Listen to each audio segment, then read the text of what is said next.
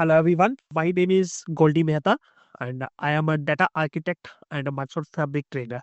I have around 20 years of experience working in .NET, SQL, Azure and Microsoft Fabric, even Databricks, Azure Data Factory, many more. I am also certified in AZ 900, AZ 204 and DP 600. I keep my sessions simple, practical, and interactive. And my goal is that you should understand concepts clearly and also feel confident to use them in real projects. This demo session is just to give you a feel of how the actual training will be. And now the question is, what is Microsoft Fabric? So, what exactly is Microsoft Fabric? So, in simple words, Fabric is one single platform where you can do everything: data ingestion, data engineering, data size, reporting, pipelines, notebooks, everything in one place. Right? Earlier, we used to 4 to 5 different tools for all these, but in Fabric is a unified analytic platform, and that means fewer tools, no switching, and smooth end-to-end workflows. This is why companies are adopting Fabric very fast. And now, what is a data engineer? So now let's talk about the data engineer role. So a data engineer is the person who brings data from different sources, cleans it, transform it, and makes it ready for reporting and analytics. They work on pipelines, lakehouses, automation, performance, and governance. So this role is one of the highest demand roles today. And the good thing is, Fabric make data engineering much simpler and more powerful. How does it benefits you? Actually, you get strong job opportunities in the cloud analytics space, and you can move from basic reporting to full data engineering, and your profile becomes future ready. It's a very good path, even if you want to go to our solution architect role as well. And Fabric is the right skill at the right time. And what you will learn in this session, so in this training, we learn everything step by step from basics to advanced. So we start from Fabric overview, Lakehouse, and pipelines, data flows, data warehouse, notebooks, delta tables, real-time examples, and end-to-end projects. The most important, you will work practically. Every concept will be hands-on, right? And by the end of this session, you will be able to build a complete Fabric solutions confidently. How does it help your career? You get job ready skills. You can confidently handle Fabric projects, or you can showcase real work in your portfolio. You become strong in modern data engineering. You get better opportunities and salary growth. So this course is going to be practical both. So it will be more than 80% will be the practical and 20% will be the theoretical part. Okay, and it will be related to the real world examples, real world use case you can follow. Just fill this form. It will take 1 minute max, so that I can just understand which current skill set you have. So Fabric is a unique platform. What difference in the ADF and Fabric? I'll just let you know. In ADF, if you had worked, so in ADF there are some pipelines, some notebooks, right? But for the logging purpose and for the mailing purpose and we need to use multiple third-party tools, right? If we want to ingest data from the mails, then what we need to do? We need to create a logic app. Okay, either need to use Power Automate, some other tool. If we need to send an email for the logs, then what we need to do? Send an mails, then we need to create another logic app. We need to use other tools as well, right? But in Fabric, we have all of the tools in a single umbrella. We just click and configure. That's it. So this is the difference. So yeah, most of the companies are switching from their previous tools and they are moving to the Fabric because in a single license they can utilize much. Correct. Because we have to take like three different standalone tool if you go for Azure like ADF or Azure Databricks or for Snowflake. cloud, yeah, Snowflakes or Redshift or kind of thing for the cloud warehouse. But here we have a single stop. We have a single tool which can solve our data. Also, data science and other programs also we can complete it in the Fabric. I have heard about it, but Yes. yes. Yeah, for data scientists, then you need to use Python a lot. But there also Copilot will help us a lot. Yes, sir. So this is really going to career booster for you. Good choice. So, sir, Sir, Sainath here again. So I have one more question, sir. As I said, we are now using this SQL as an data source, and now I was also in the initial part of discussion within the company to bring in F4 or F2 capacity into the system.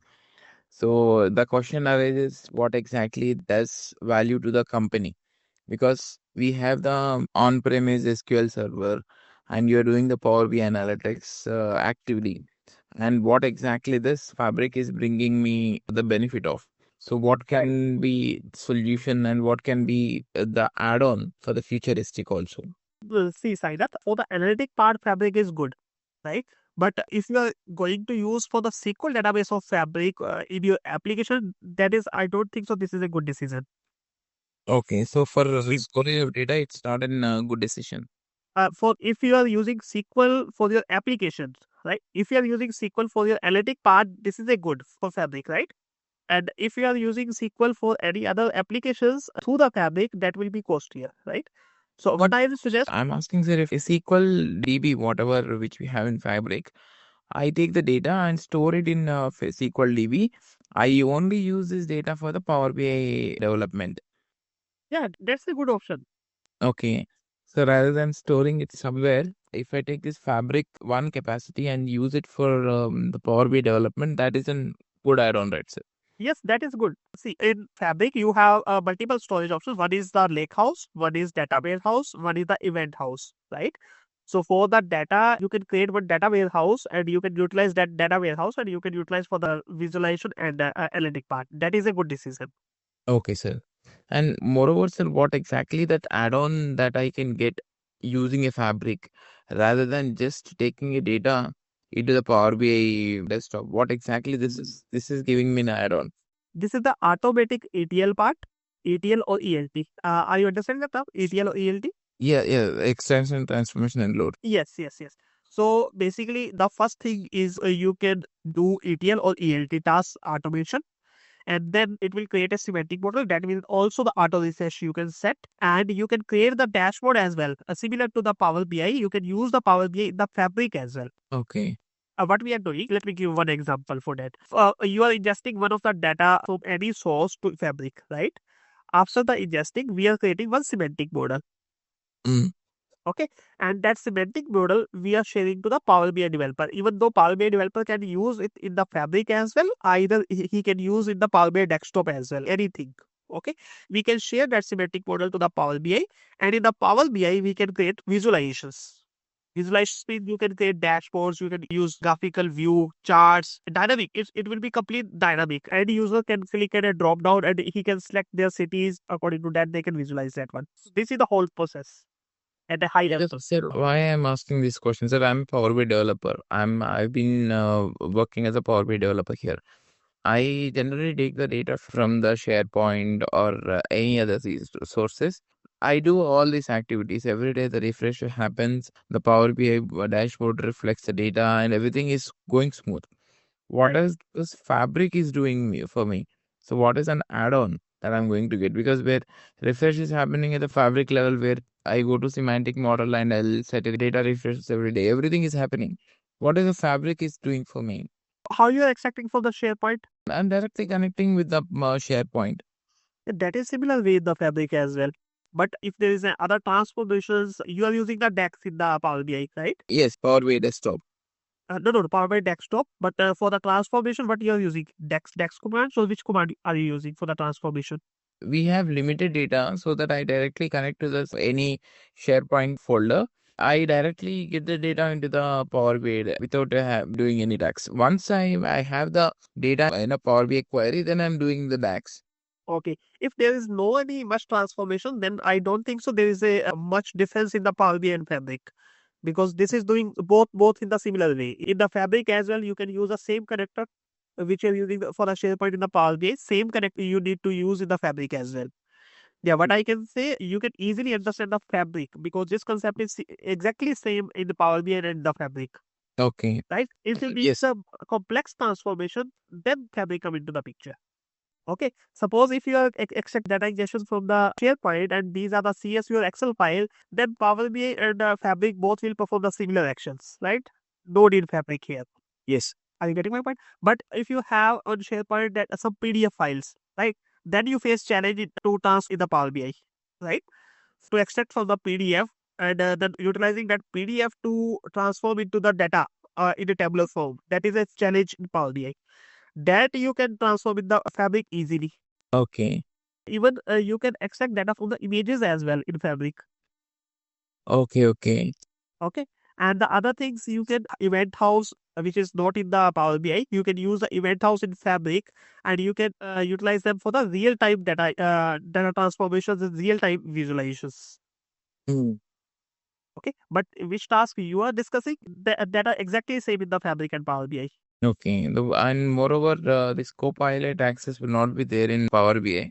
When we have the Fabric capacity, that's the time the Copilot also works with me. Yeah, Copilot access, you need to get a license, even though you can get the license in the Power BI as well.